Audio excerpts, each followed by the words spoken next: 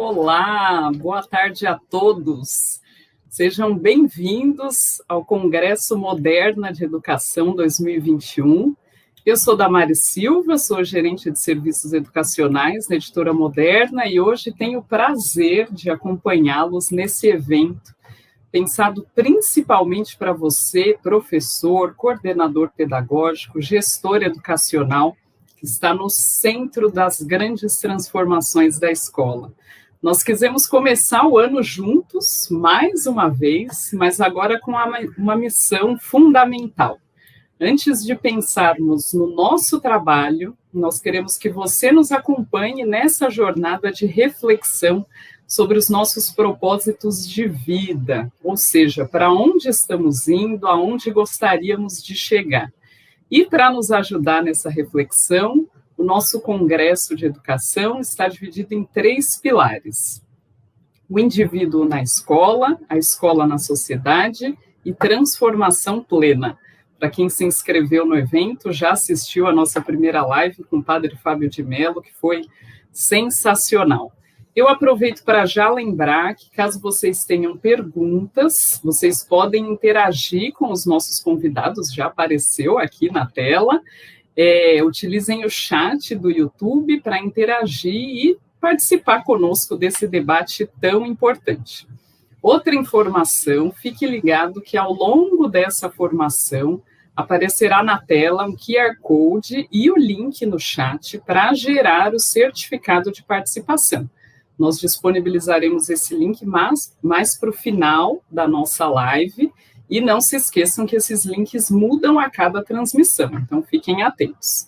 E mais uma grande novidade nesse evento é que você pode criar uma recordação exclusiva do Congresso Educação Moderna. Aparecerá um link, esse link aqui, em que você pode garantir uma foto personalizada e compartilhar nas suas redes sociais. E aí, para isso, eu peço que vocês subam também a hashtag Educação Moderna para mostrar que você participou conosco desse momento único. E falando sobre momento único, vamos então ao tema dessa grande live. Hoje nós falaremos sobre educação antirracista e qual o papel da escola na mudança da sociedade. Para compor esse debate tão necessário, eu vou apresentar, então, agora os nossos convidados, começando pela professora Gina Vieira, que é professora da Educação Básica na Secretaria de Educação do DF há 29 anos, é graduada em Letras pela Universidade Católica de Brasília, mestre em Linguística, com ênfase em análise do discurso crítica, especialista em EAD, em desenvolvimento humano, educação e inclusão escolar, pela Universidade de Brasília. É autora do projeto Mulheres Inspiradoras, agraciado com 13 prêmios, entre eles o primeiro Prêmio Ibero-Americano de Educação em Direitos Humanos. O projeto hoje é uma política pública do Distrito Federal e está presente em mais de 40 escolas de educação básica no DF e em escolas públicas municipais de Campo Grande, Mato Grosso do Sul. Professora Gina, te chamo aqui ao palco, é um prazer tê-la aqui conosco, boa tarde. Boa tarde, Damares, é um prazer enorme estar aqui nesse evento tão importante, né, no Congresso da Moderna. Agradeço aos professores e professoras que estão aí chegando do Brasil inteiro, né? Espero que a gente tenha uma tarde bem prazerosa, de muitos diálogos. Muito obrigada. Muito obrigada a você pela participação. E para compor essa mesa, que é um time de grandes mestres, nós teremos a presença, então, da Bel Santos Maier. A Bel, que é educadora social, há mais de 20 anos, é coordenadora do Instituto Brasileiro de Estudos e Apoio Comunitário, IBEAC, cogestora da rede Litera Sampa, formadora de jovens mediadores de leitura. É licenciada em Ciências e Matemática e bacharel em Turismo. Tem especialização em Pedagogia Social e é mestranda do Programa de Pós-Graduação em Turismo da USP, pesquisando a contribuição das bibliotecas comunitárias para o estudo das mobilidades. É professora da pós-graduação no Instituto Vera Cruz. Boa tarde, professora Bel, seja muito bem-vinda. Cadê a professora? Aqui ao palco. Cheguei! Chegou! Boa tarde, Damares, boa tarde, Gina, boa tarde a todas, todes e todos que estão nos ouvindo. Uma alegria participar de um congresso de educação falando sobre a escola na sociedade e a sociedade dentro da escola, né? Que seja uma boa conversa para nós essa tarde. Muito obrigada. Que seja para todos nós. Obrigada, Bel. E para finalizar esse grande time, nós temos a presença do ilustre querido Bruninho. Ele, inclusive, já nos deu essa liberdade de apresentá-lo assim. O Bruninho ele atua na área social nos territórios de Parelheiros e Mboi-mirim, extremos da Zona Sul de São Paulo. O estudante do último semestre de pedagogia possui formação em Direitos Humanos pelo Instituto Brasileiro de Estudos e Apoio Comunitário, IBEAC, e com outros jovens atua na promoção de protagonismo e liderança. Integra a rede ASOCA, Bruninho me corrija se eu tiver falado errado, um projeto de jovens transformadores pela democracia, que, por meio da empatia, identificam oportunidades para resolver problemas sociais e incentivam que mais jovens se reconheçam como agentes de transformação social e pela defesa da democracia. Que maravilha, né? Que biografia, Bruninho. Seja muito bem-vindo à nossa live, um prazer tê-lo aqui conosco. Boa tarde a todas e todos, Gina, Damares, Bel, para mim é uma honra estar aqui trocando essa ideia com todas vocês. Estou bem nervoso, né, porque é uma galera super que a gente lê, que a gente tieta nas redes sociais. Espero que seja um momento de muita aprendizagem para todas e todos nós. Com certeza será, não fique nervoso, a casa é sua, fique à vontade, Bruninho. Bom, nós organizamos a nossa live com uma fala inicial de cada um dos nossos convidados e, na sequência, eu tenho sempre na manga algumas perguntas norteadoras, mas queria convidá-los para deixar suas perguntas no chat para interagir com os nossos palestrantes. E para iniciar, então, a nossa conversa, eu gostaria de convidar a professora Gina para as suas considerações iniciais. Professora, fique à vontade. Obrigada, Damares. Então, acho que o primeiro ponto que a gente precisa combinar aqui com quem está nos ouvindo, nos vendo, nos assistindo, é que essa live é uma provocação inicial à temática, então, há pessoas que vão chegar aqui que já têm um percurso maior, há pessoas que já têm um percurso que começaram agora a se aproximar, então, a gente vai trazer provocações iniciais, tá? E eu acho que há duas provocações, Damares, que elas são muito importantes. A primeira provocação que a gente pode fazer, e aqui eu estou trazendo a palavra provocação na melhor acepção da palavra, tá? É a provocação de nos fazer pensar. Quanto a por que a gente precisa de uma educação antirracista. Talvez pareça óbvio falar sobre isso, mas é importante a gente dizer que a gente precisa de uma educação antirracista, porque nós temos uma educação profundamente racista. E talvez as pessoas se perguntem, mas como assim nós temos uma educação racista? Aí a gente tem que redimensionar o significado da palavra racista.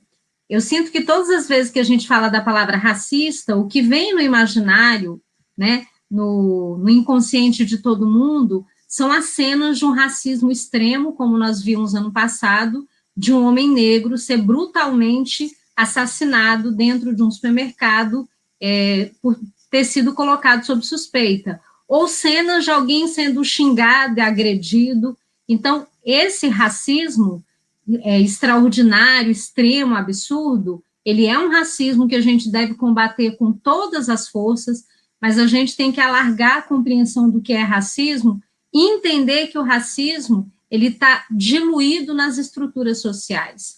Tem um autor que todos nós precisamos ler, que é o professor Silvio Almeida, que fala sobre o racismo estrutural, que é esse racismo que organiza, que estrutura toda a sociedade. E aí, pensando nisso, o racismo também estrutura a educação. O racismo também organiza, pauta, orienta e define como a nossa educação deve ser. Então, nós precisamos de uma educação antirracista porque a nossa educação está a serviço do racismo. E quando a gente fala de racismo aqui, como eu disse, a gente está falando dessa categoria que faz parte do Brasil como um país escravocrata e que definiu uma dinâmica social a partir da qual são garantidos privilégios para pessoas brancas e são retirados direitos de pessoas não brancas. E aí, trazendo especificamente para o contexto da educação, como é que a gente vê o racismo operando dentro da educação? O racismo opera dentro da educação quando a gente tem, por exemplo, currículos, livros didáticos, materiais didáticos, uma literatura, um cânone literário que privilegia a narrativa branca eurocêntrica. Eu vou dar um exemplo que eu considero bastante didático, que é como a história do Brasil é contada. A história do Brasil é contada sempre a partir da perspectiva do homem branco colonizador, que é representado como um herói corajoso, desbravador, né, que sai em busca de dominar os bárbaros. Isso é racismo, porque a partir dessa representação que a história traz, que é uma forma de contar a história, como diz a Chimamanda, né, o perigo da história única, eu não tenho nos livros de história a narrativa dos povos tradicionais, dos indígenas, eu não tenho a narrativa das pessoas que foram escravizadas, e eu, inclusive, represento esses eventos históricos numa perspectiva eurocêntrica. Então, nos livros de história, no lugar de falar de genocídio, assassinato, colonização como um processo violento, cruel, eu tenho uma representação de domínio, desbravamento, exploração, são palavras eufemísticas para falar de um período da história marcado por muita violência. Então, nós precisamos de uma educação antirracista, porque a nossa educação é racista. Um segundo ponto que eu acho que é fundamental para a gente avançar nessa discussão é vencer o mito da democracia racial. O Brasil foi um país que, por 358 anos, traficou, explorou, torturou e matou pessoas negras da forma mais perversa e mais cruel. Isso corresponde a 4/5 da nossa história.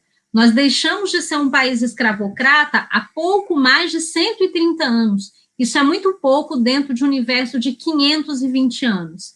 E o Brasil teve uma postura tão cínica em relação à escravização de pessoas negras, que ele fez isso por mais de 300 anos, ele elaborou e forjou todas as suas riquezas nesse período, ele se estruturou como nação, e quando o Brasil declara o fim da escravidão por pressões externas e econômicas, ele simplesmente nega às pessoas negras direitos mínimos, ele joga as pessoas negras à própria sorte na esperança de que elas deixem de existir numa lógica eugenista que elegeu a branquitude como supremacia e ideal a ser atingido.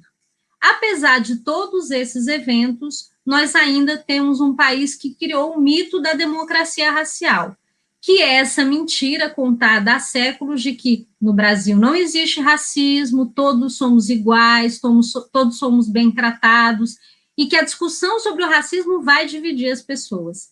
Esses são 2 pontos de partida fundamentais para a gente começar a ter esse diálogo. Precisamos de uma educação antirracista, porque a nossa educação é racista quando privilegia a narrativa branca, e precisamos superar o mito da democracia racial e entender que o racismo estrutural ordena todo o funcionamento do país.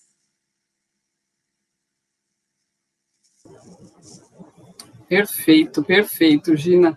Enquanto você falava, vários professores, educadores se manifestaram aqui no chat, falando sobre a pertinência do tema, né? A Maísa, a Rosineide, Thelma, Elisete, diversos professores, educadores aqui falando, que mostra essa importância, né? De quebrar com esse, aliás, tem um comentário aqui do Idalécio, ótima tarde, vamos derrubar o racismo estrutural.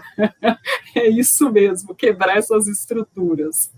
Obrigada, professora Gina, daqui a pouco te chamo novamente. Agora eu queria chamar a professora Bel também para as suas considerações iniciais sobre o tema. Fica à vontade, Bel. Obrigada, Damares. Já partindo esse ponto de partida aí, né, já o nosso chão e também o nosso teto, né, que a Gina nos trouxe, é reconhecer, né, que essa escola que está na sociedade, numa sociedade racista, ela não consegue se isentar, né? Porque que ela seria a única instituição não racista da nossa sociedade. Então, eu diria, né, com outras palavras, isso que Gina já nos trouxe, que um ponto de partida para nós discutirmos o antirracismo na escola é nomear o racismo. A gente precisa dar nome para isso que está acontecendo, né? Que continua acontecendo dentro da nossa sociedade e dentro da escola. Então, racismo não é mimimi, racismo não é desigualdade social, racismo não é problema dos negros ou assunto de negros e negras, né? Racismo é assunto da sociedade brasileira. Quando a gente enfrenta o racismo e quando a gente dá nome para as situações que acontecem, a gente consegue, né, para aquelas, eu gosto de falar, né, das microcenas de racismo, porque são elas que alimentam as grandes cenas, como a Gina nos trouxe, né? As grandes nos chocam, mas elas são resultantes das microcenas do menino que é seguido dentro da loja por conta do seu cabelo, da gente chamar, né? Eu fui por muitos anos dentro da escola chamada de morena simpática. Olha só, né? Então a gente vai encontrando palavras porque a gente escondeu tanto o racismo embaixo do tapete na nossa história que a gente acha, né, que a gente não falando o nome, ele deixa de existir. Então, é importante nomear, né, a gente reconhecer que cada vez, né, que a gente persegue, que a gente trata desigualmente, tirando oportunidades, quando a gente olha os dados da educação no contexto de pandemia e 71% dos jovens que estão fora da escola são negros, a gente não pode achar que isso é só chato. A gente precisa olhar, né, e perceber que isso é racismo. Um outro ponto, né, que eu traria, que a Gina também já colocou, né, sobre o racismo estrutural, é a gente olhar como é que em cada instituição o racismo opera. Falar da educação antirracista é a gente perceber, né, como é que é construído o currículo da nossa escola, como é construído, né, são construídos os programas de educação. Então é a gente olhar, né, como é que está lá, né, dentro das referências bibliográficas, que representações estão lá dentro, né? Como é que essa história está sendo contada? Então isso, né, faz parte do, do, do lidar, né, do enfrentar o racismo dentro da escola, dentro da educação. Um outro ponto que eu acho essencial é como é que a gente aguenta fazer, né, da nossa vida aquilo que as plataformas digitais nos interessaram, nos ensinaram, falar um por vez, fechar o microfone e ouvir, né? Agora, aqui nós somos 4 pessoas negras falando de educação antirracista. Então, como é que a gente ouve também? Como é que a gente ouve mais do que a gente fala para a gente conseguir nomear esse racismo? Como é que a gente lê o que já está produzido, né? Nós estamos aqui num congresso, né, também de uma grande editora. Então, como é que a gente lê o que está sendo produzido? Tem muita coisa escrita, mas quando a gente fala de racismo, muitas vezes a atitude reativa é falar por cima, escrever a respeito, escrever sobre. Então, como é que a gente traz mais a autoria negra, as vozes negras para esse debate? Um outro aspecto que eu gostaria de trazer, né, aqui para nosso começo de conversa, é qual é o lugar do corpo negro dentro da nossa escola, dentro da educação. Então, onde estão as pessoas negras? Elas estão lado a lado dos outros? A gente fala tanto de diversidade, quando a gente vai olhar, né, ou estão lá no fundinho, silenciado, na equipe operacional. Onde estão os corpos negros? E como é que nós olhamos para esses corpos e trazemos, né, para esse corpo construir um outro espaço, uma outra geografia? Como é que a gente traz os corpos negros para os nossos mapas, né, para as nossas histórias? E, por último, eu trago uma reflexão, né, que eu pego emprestada aí da Audre Lorde, né? Que espelhos a gente está construindo para esses corpos negros se olharem, né? Pode ser que a gente está construindo um espelho cheio de distorções, em que a gente vai, desde pequeno, né, desde a educação infantil, não gostando daquilo que a gente olha, porque a gente tem, né, cotidianamente, alguém está dizendo para a gente que nós estamos fora do lugar, que nós não somos bonitos, que nós não somos inteligentes. Então, que espelhos a gente está construindo e também como é que a gente ajuda a destruir os espelhos de distorções, os espelhos que destroem a nossa imagem. Então, para mim, falar de educação antirracista é a gente passar aí por algumas dessas reflexões.